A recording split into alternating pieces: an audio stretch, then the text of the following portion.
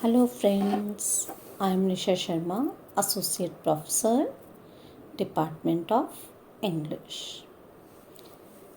The topic under discussion today is in continuation with our previous video on letter writing.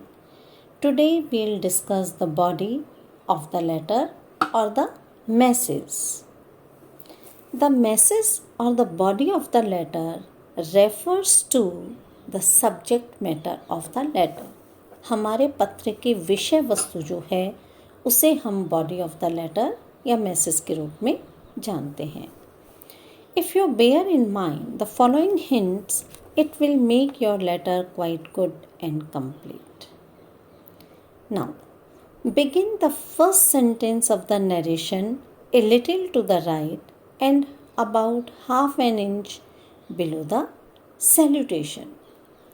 जब भी हम letter writing करें तो पहला सेंटेंस जो है नरेशन का वो राइट साइड में थोड़ा नीचे की तरफ और सैल्यूटेशन से करीब आधा इंच नीचा होना चाहिए.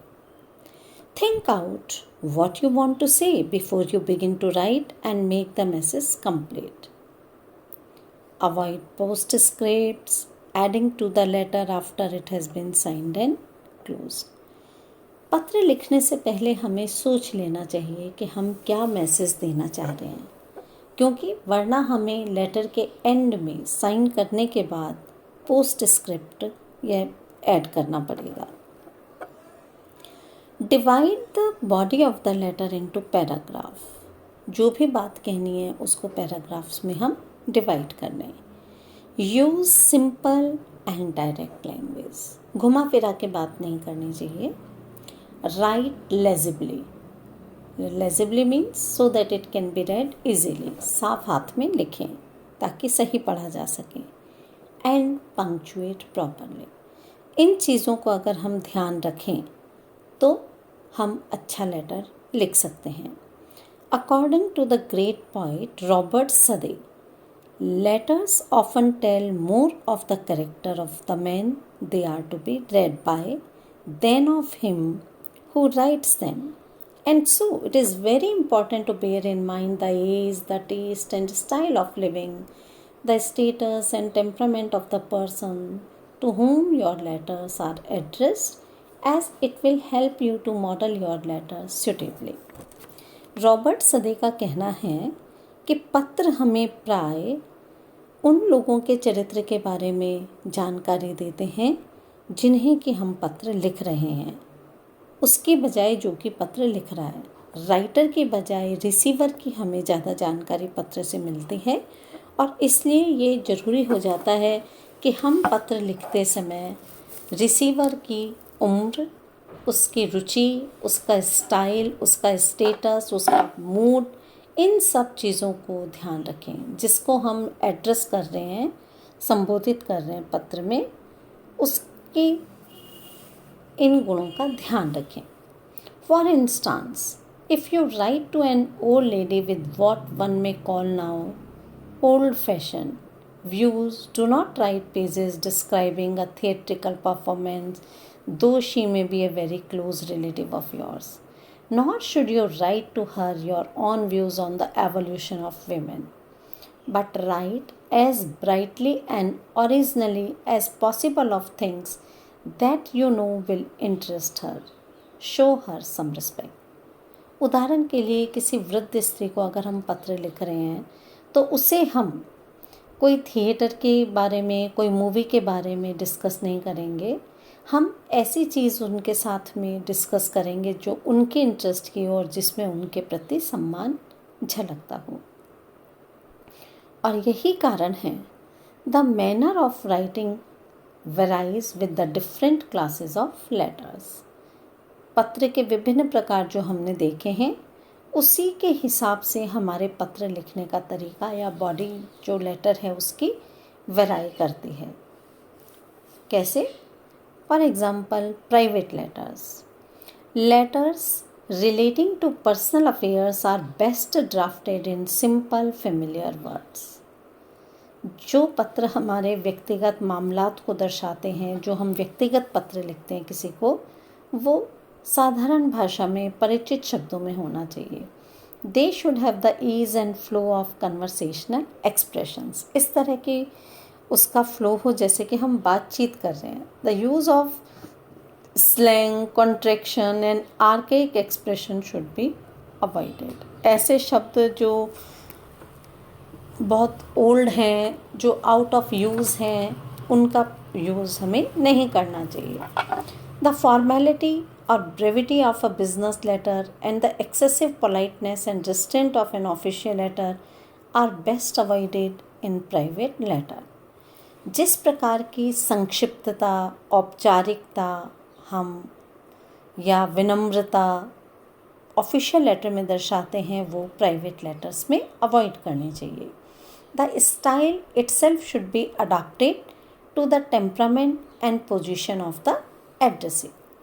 Rabindranath Tagore's letters from abroad, Jawaharlal Nehru's letters to his daughter, and letters of the retired Honorable V.S.S. Shastri to his daughter are good examples of personal and private letters. Next come letters of invitation. Letters of invitation to relatives, friends, and acquaintances are generally written in the third person. Replies to invitation letters are also written in the third person. Many persons today, however, refuse to adopt the stereotype forms of invitation and have begun to draft their invitation in a score of informal ways.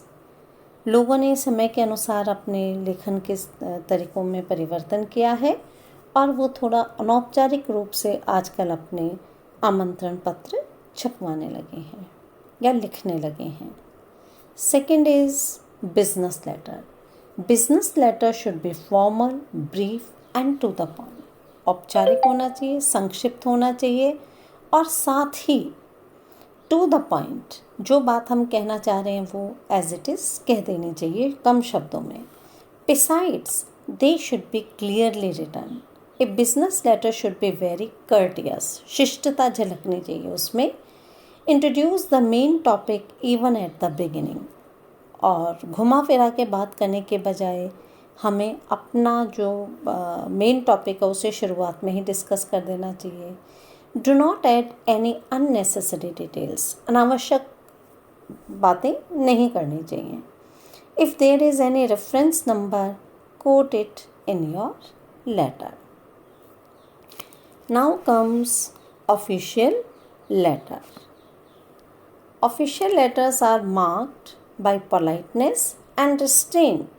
There is no place in them for the expression of any personal opinion of the writer. Official letters जो हैं उनमें politeness होती है, limits होती हैं और उसमें अपनी व्यक्तिगत राय देने का कहीं कोई स्थान नहीं होता। Application for appointment should be worded in a courteous manner so as to produce a good impression on the mind of the authority to whom they are addressed.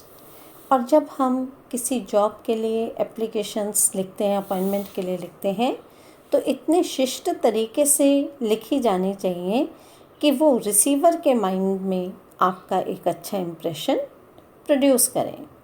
Hence they should be simple, respectful, brief and to the point. और इसलिए application appointment जो होती हैं वो simple भाषा में होनी चाहिए, रिस्पेक्टफुल होनी चाहिए, संक्षिप्त संक्षिप्त होनी चाहिए और टू द पॉइंट भी होनी चाहिए। They should not be written in a language which displays servility of the applicant. Their tone should be healthy. Particulars about the applicant which are necessary or are called for should be furnished in the application. और applicant के बारे में जो जानकारी आवश्यक हो वही application में दी जानी चाहिए। The educational and technical qualifications of the applicant together with his special aptitudes if any should be mention. आपकी तकनीकी शैक्षिक योग्यताएं और साथ ही कोई विशेष योग्यताएं, स्पेशल एप्टीट्यूड हों, वो भी मेंशन की जानी चाहिए।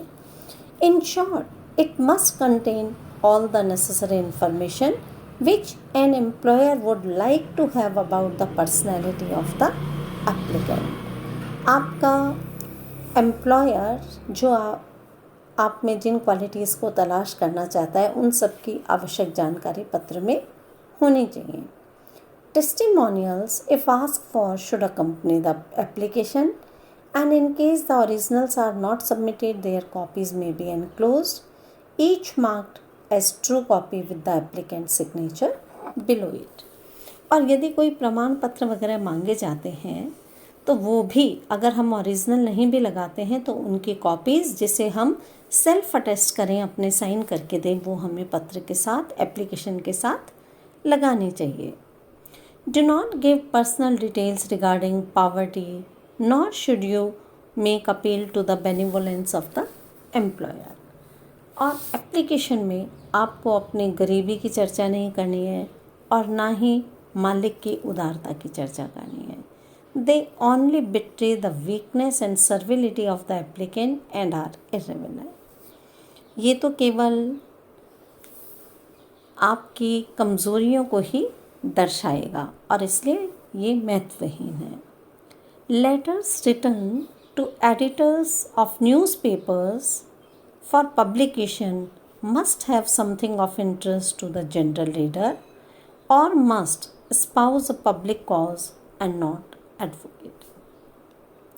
और जो पत्र हम एडिटर्स को लिखते हैं, समाचार पत्रों के संपादकों को लिखते हैं प्रकाशित करने के लिए, उनमें ऐसा कुछ होना चाहिए जो आम पाठक के इंटरेस्ट का हो, उसकी रुचि को जागृत करे या जनता के मतलब का हो। The style of such letters must be dignified, और उनमें एक थोड़ी सी प्रतिष्ठा, शान, एक स्टैंडर्ड होना चाहिए।